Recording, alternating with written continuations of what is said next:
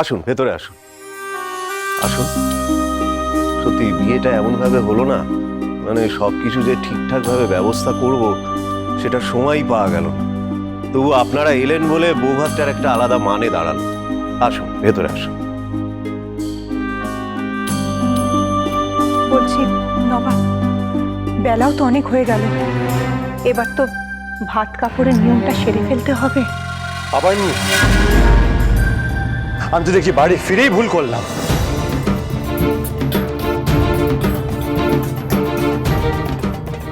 নবাব, আমাদের সামনে অন্তত এরকম করো না। আমি রিকোয়েস্ট করছি, বিয়ে নিয়ে নাটক করা বন্ধ করো। বিয়েটা বিয়ে নয়, আমার জীবনে একটা অভিশাপ। আরে বারবার জোর করে নিয়মগুলো মানতে বলা মানে আমাকে বারবার মনে করিয়ে দেওয়া।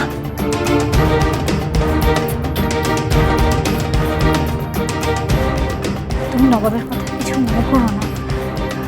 ও রেগে গেলে কি বলে খেয়াল থাকে না। কত সহজেই তুই না বলে দিস না রে নবাব। সহজে মা হয় তুমি নিচে বুঝছো না যে আমার উপর দিয়ে কি যাচ্ছে। তুমি তো মেতে আছো নিজের মা লক্ষ্মীকে নিয়ে। আমার ক্ষমতা থাকতে আমি অনেক কিছু করতাম নবাব, কারণ অনেকদিন পর আমি সত্যিই খুব খুশি। ওই নন্দিনী যে আমার আশার আলো। আমার ভবিষ্যৎ অন্ধকার হয়ে গেল, তুমি তুমি আলো দেখছো মা। আমাকে বিশ্বাস করিস তো নবাব, তাহলে আমার উপর বিশ্বাসটুকু রাখ।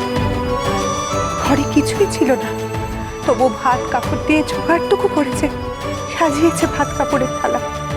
কিসের জন্য বল? নতুন করে স্বপ্ন দেখছি, তার জন্যই তো। তুই না করিস না নবাব, না করিস না বাবা।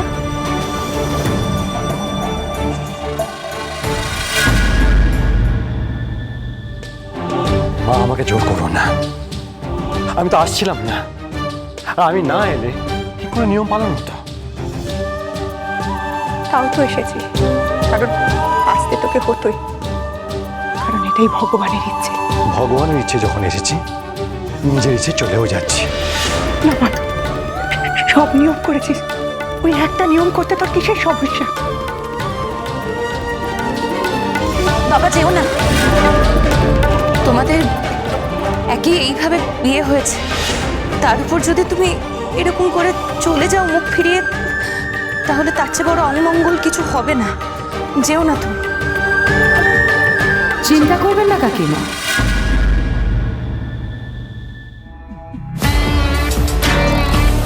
বিয়ে যখন হয়েছে তখন ভাত কাপড়ের নিয়মও পালন হবে কাকিমা।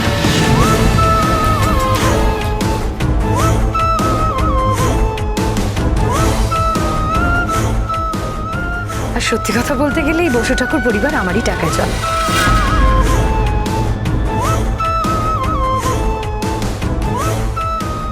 এই বাড়ির ভাত কাপড়ের দায়িত্ব তো আমি নিয়ে থাকি। আপাতত এই ডালাটা সাজিয়ে নিলাম।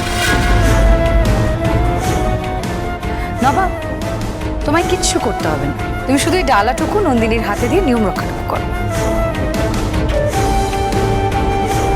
নবাব বেকার রোজগার করে না তা তো নয়, যেইটুকুনি রোজগার করে তা দিয়ে ওদের দুজনের ঠিক সামনে নেবে।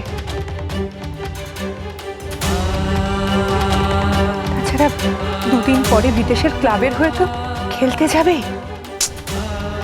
সে তো গাছে কাঁঠাল আর গোফেতে, আগে যাক তারপর তো মা। আপনি চিন্তা করবেন না কাকি, আমি থাকতে আপনার মেয়ের ভাত কাপড়ের কোনো অভাব হবে না। বড় বৌদি,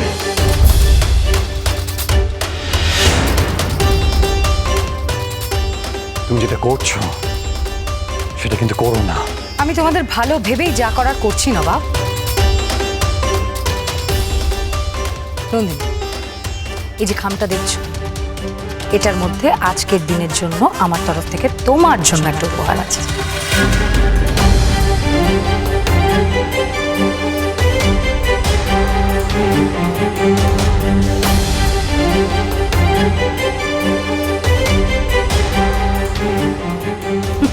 দেখো, সবাই ভাবছে কি নাকি, তাহলে বলেই দিই। এই লেটারে তোমার জন্য চাকরির কনফার্মেশন আছে আমার তরফ থেকে।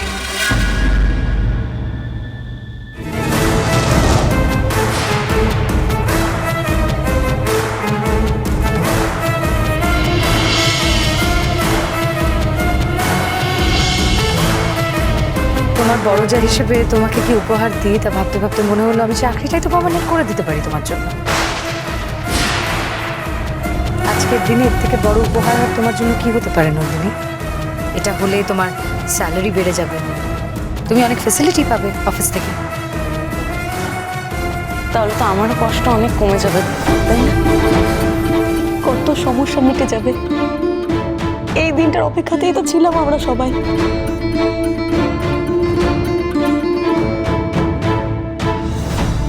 আর কত নিচে নামবে নন্দিনী কাঞ্জিলাল?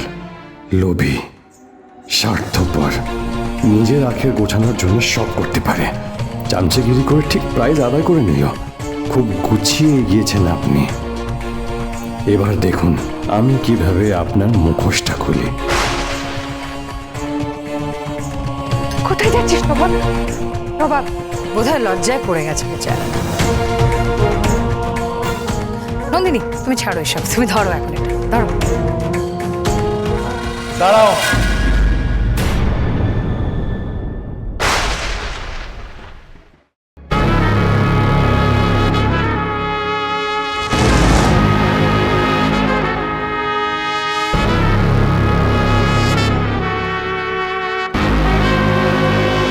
ভাত কাপড়ের দায়িত্ব যখন নিয়ম মাফিক আমাকেই নিতে হবে, তখন আমি নিচ্ছি।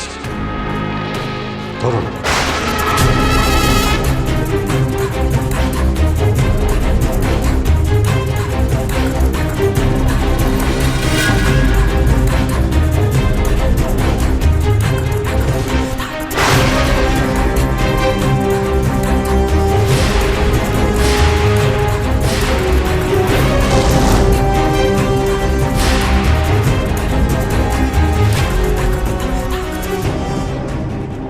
তো ভাবতে হচ্ছে কেন?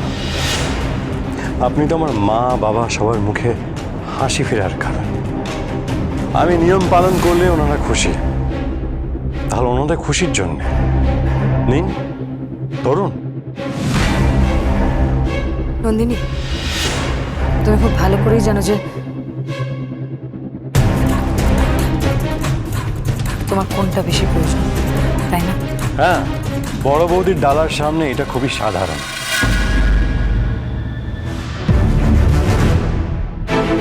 না আছে স্যালারি, না মোটা স্যালারি কনফার্মেশন, না আছে চাকরি, কিছুই নেই। এবার আপনি ডিসাইড করুন এর মধ্যে আপনি কোনটা বেছে নেবেন।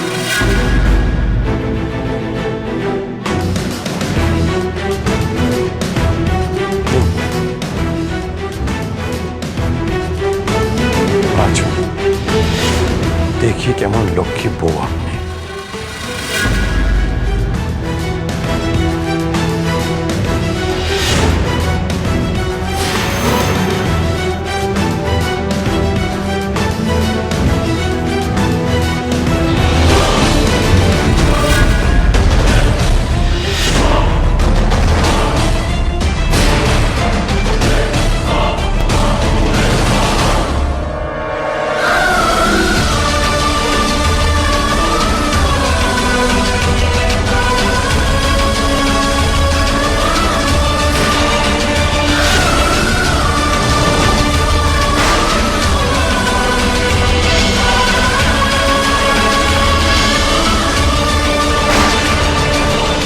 নবাব নন্দিনী।